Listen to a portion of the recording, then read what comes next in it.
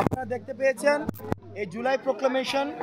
এটা হচ্ছে আমরা রেগুলেশনের যে স্বীকৃতি অ্যাকনোলেজমেন্ট, সেটা সরকারের উচিত ছিল এবং অন্যান্য যে রাজনৈতিক দলগুলো আছে তাদের উচিত ছিল এই বিষয়ে পদক্ষেপ নেওয়া। কিন্তু অগাস্টের পরে দিন যত গিয়েছে আমরা দেখছি এই গণ অভ্যুত্থানকে এক ধরনের ডিলেজিটিমাইজ করার এক ধরনের অপচেষ্টা করা হচ্ছে। সেই জায়গা থেকে সরকার যেখানে হচ্ছে পদক্ষেপ নেওয়া উচিত ছিল সেখানে কিন্তু পদক্ষেপ নেওয়া হয়নি। আমরা 31 জানুয়ারি 2024 আমরা হচ্ছে এই প্রক্লেমেশন অফ রেভলিউশন আমরা ঘোষণা করতে গিয়েছি, যেহেতু সরকার নিজেই দায়িত্ব নিয়েছে যে উনি সকল ধরনের রাজনৈতিক ঐক্যমত্যের ভিত্তিতে উনি হচ্ছেন এই প্রক্লেমেশনটি ঘোষণা করবেন। সুতরাং আমরা আমাদের জায়গা থেকে আশ্বস্ত হয়ে আমরা 31শে জানুয়ারি আমরা প্রক্লেমেশন অফ রেভলিউশন ঘোষণা করিনি। আমরা রাজনৈতিক ঐক্যমত্যকে আমরা প্রাধান্য দিয়েছি। সরকার যেহেতু দায়িত্ব নিয়েছে, স্টেট যেহেতু দায়িত্ব নিয়েছে, আমরা সেইখানে হচ্ছে আমরা ভরসা রেখেছি। কিন্তু দুঃখজনক বিষয় হচ্ছে যে আজকে 31শে জানুয়ারির পরে এতদিন চলে গেলেও এখনো পর্যন্ত আমরা দৃশ্যমান 31শে ডিসেম্বরের পরে এতদিন চলে গেলেও আমরা দৃশ্যমান কোনো পদক্ষেপ কিন্তু এখনো পর্যন্ত দেখিনি। এই যে জুলাইয়ের যে প্রেরণা, এটার ঘোষণাপত্রের এখনো পর্যন্ত আমরা 31শে ডিসেম্বর যেখানে দেওয়ার কথা ছিল, আমরা সরকারের ঘোষণায় আশ্বস্ত হয়ে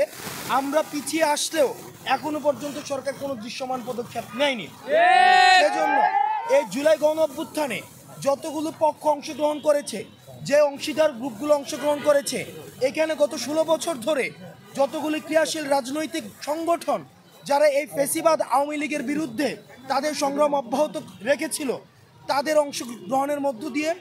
এবং সকল শ্রেণী পেশার মানুষের অংশগ্রহণের মধ্য দিয়ে আমরা সরকারকে এই বার্তাটি স্পষ্ট করতে চাই, 15 জানুয়ারির মধ্যে এই গণ অভ্যুত্থানের এই জুলাই প্রক্লেমেশন অফ জুলাই রেভলিউশনকে ঘোষণা করতে হবে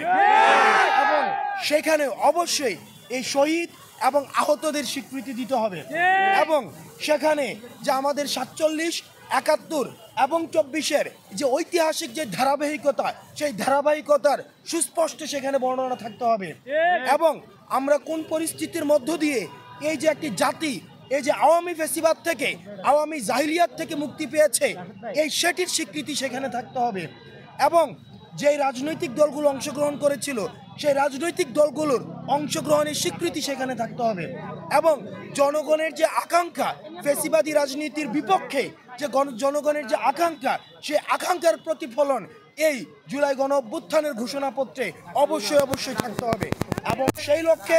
আমরা বাংলাদেশের প্রত্যেকটি প্রান্তে ছুটে যাব এবং প্রত্যেকটি প্রান্তের মানুষ যারা হচ্ছে এই অভ্যুত্থানে অংশগ্রহণ করেছিল আমরা তাদের কাছে আমরা জানতে চাইব যে তারা আসলে এই জুলাই গণ অভ্যুত্থানের ঘোষণাপত্রে কী দেখতে চায় এবং সেটির প্রেক্ষিতে আমাদের 24 পরবর্তী বাংলাদেশ বিনির্মিত হবে, যেখানে কোনো ধরনের ফেসিবাদ, কোনো ধরনের বৈষম্য, কোনো ধরনের দুঃশাসন এবং অপশাসনের কোনো উপস্থিতি থাকবে না।